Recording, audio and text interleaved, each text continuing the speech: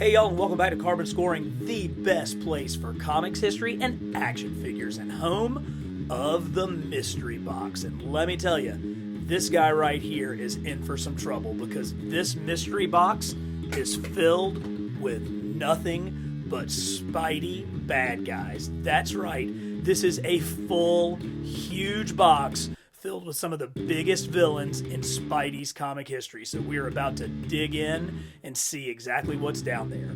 Hey, if you enjoy the content that we're putting out, go ahead and give this video a like, and don't forget to hit subscribe. We've got some great stuff coming up, including another figure giveaway, and I don't want you guys to miss out on any of it.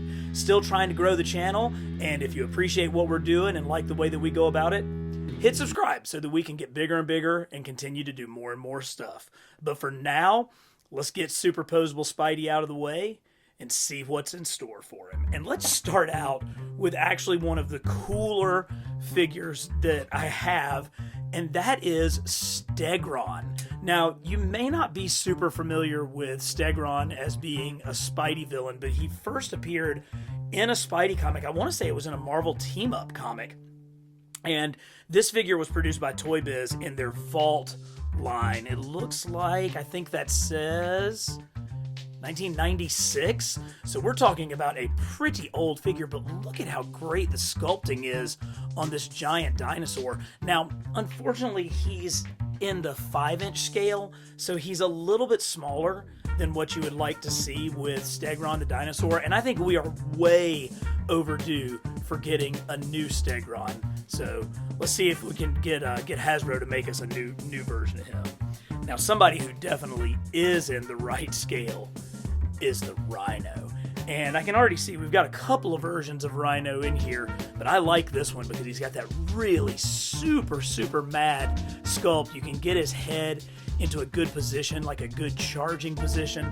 And this figure's got some serious heft to it. I like those Rhino toes that he has. He's got good ball jointed shoulders. That is a pretty cool figure. And again, he towers over our Spider-Man figure, so you get to see just how big this guy is. But you know, while we're talking Rhino, let's look at an older Rhino figure. So this one came from Toy Biz, and it should have a date on it. Looks like, actually, could this be an early Hasbro figure? Nope, still says Toy Biz. I think that says 2006. So one of the last of the Toy Biz figures. Doesn't have quite as much detail across the chest, but he looks more like what the Rhino looked like in his first appearances when he was drawn by John Romita Sr. when he first appeared in the Spidey comics, not long after John Romita Sr. took over the book from Steve Ditko, took over the hard chores. So a couple of really cool Rhino figures there. I see good old Doc Ock. Now this Doc Ock has been through it. This is that crazy Doc Ock that does have, you know, lots of tendrils floating around here and here. These are ones that go to some different figures. I don't think they all fit with this particular Doc Ock. But look at just how maniacal that head sculpt is. He did come originally with glasses. What he didn't come with was a waist. It's like he goes straight from like his belly straight to his butt. This figure is missing like it's missing something that makes him not look right through the middle, but still really super detailed head sculpt. One of my favorite. Oh no! The Vulture's missing his head. Hopefully we'll have this down here. So this was from, I believe it was a 5-pack of figures made by Toy Biz, like Spider-Man's Fearsome Foes, and I still prefer this as my go-to Vulture figure. And we'll have to grab his head when it comes up, but he's got that hunched old man back that kind of replicates the plumes of a vulture. He has these really well sculpted wings, and he's got that lined suit, that lined ribbed suit. Now he does have the old school Toy Biz ball hips, but other than that, we're talking about a really perfect Vulture figure, assuming it had a head. Here's another big guy, the Kingpin. So this is the alternate Kingpin that came in the Face Off series by Toy Biz. Again, right towards the end of their run. He came with a maskless Daredevil figure. And many people think of the Kingpin, look at that pinky ring. How sweet is that they've got a sculpted in gold pinky ring going on. Many people think of the Kingpin as more of a Daredevil bad guy, because when Frank Miller took over the Daredevil title, he really kind of stole Kingpin away from Spider-Man. But no, Kingpin absolutely first appeared in Spider-Man in like issues 48 or 49 and 50. He is most assuredly a Spidey bad guy first and foremost. Hey, here is another Doc Ock, and let's actually pull up the other one so that we can get a comparison just between the sculpts of a modern Hasbro Doc Ock and more of a vintage Toy Biz Doc Ock. Wow. You know, they both have a very, very definitive head sculpt that's clearly Ock. They've got those crazy bowl cuts with the shaved sides of the head. Obviously, this one still has his glasses. They managed to replicate, you know, the obesity, that, you know, fat Ock body. And they've used this, you know, greatly for like Frogman and stuff. But that is a sweet Doc Ock, one that I guess we'll be getting fairly soon in the Silk 2-pack. We'll be getting this figure all over again. Now, from definitive Spidey bad guys to people who maybe they're a bad guy, maybe they're a good guy, maybe they're an anti-hero, here we have Frank Castle, the Punisher. And what I love about this particular Punisher figure is this one is sculpted and painted and designed to look like Frank Castle's first appearance in Amazing Spider-Man 121. You can see that head sculpt is very, very reminiscent of what he looked like. He doesn't have kind of the blocks, the broken down teeth on his Punisher skull. The belt is more of a modified version instead of the big kind of poles that came up when Mike Zeck was drawing the limited series. Very, very cool figure. Look at how slicked back his hair is, unlike some of the later versions. So very cool first appearance Punisher figure. We've got some accessories. These two things, I believe, go with Jack-O-Lantern. They have the Jack-O-Lanterns. That was like his pogo stick. And of course, oh, look who we have here. I was just trying to grab the Goblin glider, but instead we have the Diamond Select Green Goblin figure on his glider. Absolute perfect representation of the cover of Amazing Spider-Man 39, the very first issue, drawn by John Romita Sr. after Spider-Man's creator Steve Ditko left the book. And how do I know this? Because he comes with the unmasked Peter Parker. So this was the issue where the Green Goblin discovered Peter's identity all the way back in issue 39. He goes and follows him to Queens, and they have a battle in the front yard of Aunt May's house. Luckily, the smoke from the Goblin's glider prevented her from being able to see out and see what was going on.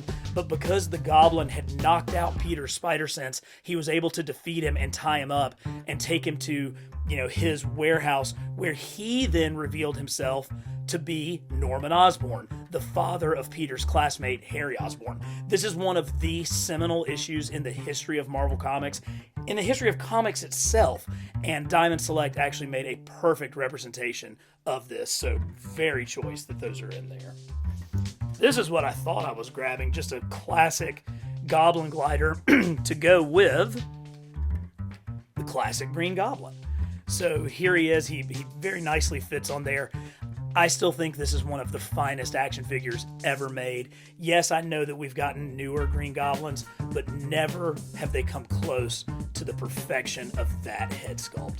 Now, the articulation is a little bit dated for the time. We've got those crazy ball hips. He does have the kind of flappy Toy Biz articulated fingers, but I don't care, because that is the most perfect Green Goblin. That's why I have more than one of this figure. In case something ever happened to the one that I have on display down in my secret lounge, I've got a backup in case I need it. Perfection. Absolute perfection.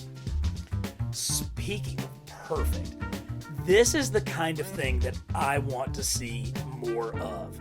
This is the Man-Wolf figure from Toy Biz. Let's see if we can find a date on this one. 2006. So again, kind of right towards the end of the time when Toy Biz had the Marvel license. And look at this thing. So this character is actually John Jameson. That's right, J. Jonah Jameson's son, who first appeared in the very first issue of The Amazing Spider-Man. Remember, Spidey had to rescue his spaceship and bring him down to Earth. Well, later on, John Jameson was exposed to some kind of crazy moon rock on another one of his astronaut missions and became Man-Wolf. This is what I want to see. Look, there's his like magical Man-Wolf rock right there on his neck. These are the figures that I want to see Hasbro remake. These crazy, unique characters that we wouldn't get anywhere else. Oh, I think it works. It does. If you push on the back, that's how you activate the chomping action for Man-Wolf. Oh, so good. Let's move up into much more modern times with Anti-Venom. So this is I got to get my symbiote history correct. So I think this is still Eddie Brock, but he's got a reverse Venom suit, so instead of harming people, he actually helps to heal them, and it's a really sweet just inverse of the Venom costume and the Venom look for the white and black being flipped back and forth. Oh man, it's like a total Rhino box, but this is the very first Rhino figure that we got in the Spider-Man Classics line. So the Spider-Man Classics line had a couple of series that came out prior to the advent of Marvel Legends, and so this one should say something really, yes, 2001 is what it says on that. So this is actually predating Marvel Legends as we know it. They were still kind of working out the articulation. He does have some ball jointed shoulders in there, but look at the face sculpt and look at that Rhino head with the eyes on the side. He's obviously going to be smaller than some of our other Rhino figures. I'll grab one from behind.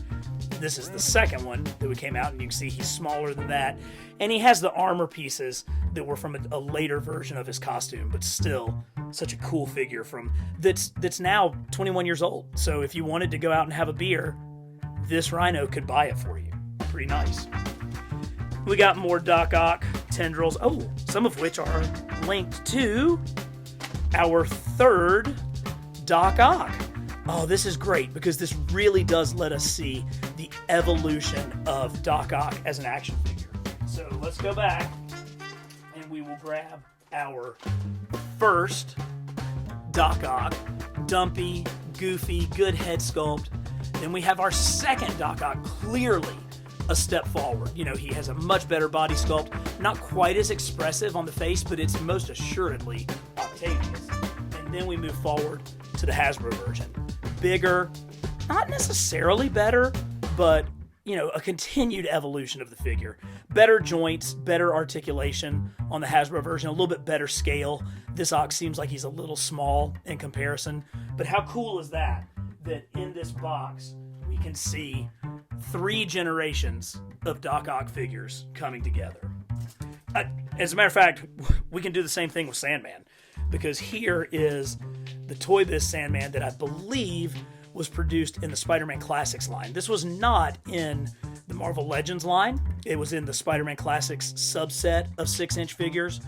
Great, cool accessories. These would pop on and off. I think we've got some more probably down in the box, but just look at that very, very Steve Ditko styled head. Ditko drew these guys like Norman Osborn and Flint Marko, the Sandman, with those crazy, like, tight curl hairstyles. But look at how much expression is on that face. The weathering, you know, the weathering of the sculpt. He looks sandy. I mean, he almost feels sandy.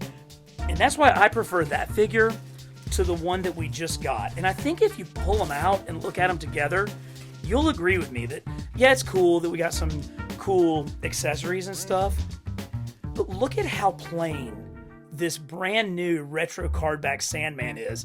Yeah, he's got, you know, decent hair. He's got that ribbed, but look at the face on this older figure and just how much bigger and rougher. He's not as smooth. You know, this one almost has like an animated vibe to it, whereas this one has a much more comic feel and vibe. And he dates back to 2004, I believe is. We can see that. It's either 4 or 6. So newer is not always better. Sometimes the older figures are clearly better. Except when we're talking about Green Goblin. Oh, remember the perfection that we saw with Green Goblin earlier, yeah, this isn't it. That is just, I don't even want to touch that thing. Here's the jack-o'-lantern that went with those pogo sticks that we saw earlier. This is kind of a secondary costume. It's kind of a more modern costume that jack-o'-lantern wore. I think, yeah, I know that at some point... Oh, look at that! He still lights up. Oh, that is so cool to see his pumpkin head in full glow. That is so sweet. I love an action feature that a toy has that actually is still true to the character itself and doesn't take anything away.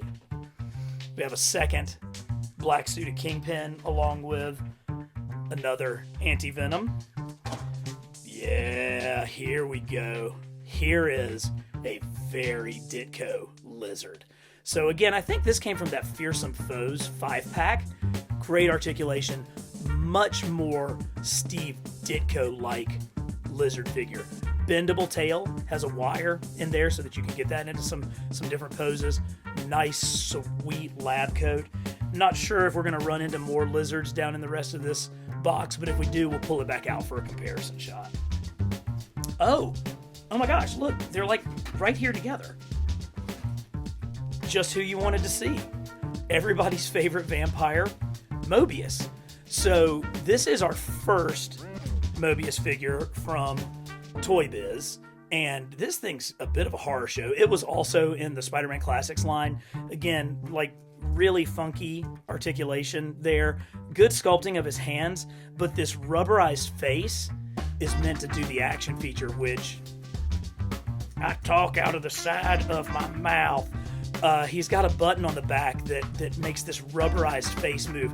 I'm assuming it's meant to like bite you like a vampire, but what it ended up doing was making this really, really gross rubber face, which, you know, they definitely got a whole lot better with subsequent versions of the character.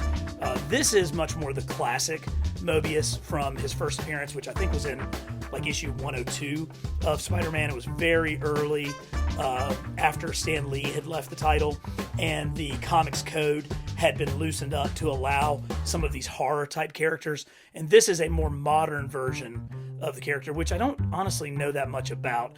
I tend to go with the more classic version in my display. Oh my gosh, how many Doc Ocks are we going to find? So this is just a repaint of the middle version that we saw. But I think this green and silver is meant to represent more the Ultimate Universe version of Doc Ock. So that's pretty cool. Here we go. Here we've got an early Felicia Hardy Black Cat figure. This one I think also came in one of those 5-packs. Now, this is where Toy Biz is like, we've never seen a woman before because we clearly don't know how they move. Let's focus on these joints, okay? So here's her pelvis, her waist and her pelvis. So the hip goes this way, but it also goes this way, as women's legs do, and spins like this. So what? What are you talking about? This is the craziest thing. I know what they were trying to do. They were trying to maintain the curve of the hips and keep that in there while also doing their highly super articulated figures. The famous Rogue figure from the early X-Men that was the only Rogue we had for a long time had this exact same body sculpt. And then I know that we want to get some head articulation, even though this giant hair kind of prevents it. But that cut directly in the front of the figure really, really kills the aesthetic of this one. Y'all know how much I love Toy Biz, but guys, that was a miss. That was just completely a miss. Here's a teeny tiny little tarantula. He's awesome. I mean, he's got the pointy toes that tarantula needs, and he has a pretty accurate paint application and design. I love this mask, but that's just kind of seems like, oh, we got some parts, let's throw together a tarantula figure. This is the Ben Urich version of Hobgoblin. Obviously, he's missing a head too, but he has the wings. This was a Build-A-Figure in one of the Hasbro waves. Let's take a look at Hobgoblin perfection. So this is as good as it gets. So this is again, my definitive Hobgoblin. Hobgoblin was the character who was in the very first comic book I ever got, Amazing Spider-Man number 250, and he looked just like this. This replicates the artwork of John Romita Jr. and that issue 250 to a T. Again, they're perfect. These two are the two most perfect Spider-Man villain action figures that have ever been made. You can argue with me all you want, but you will continue to be wrong, because those are as good as it gets.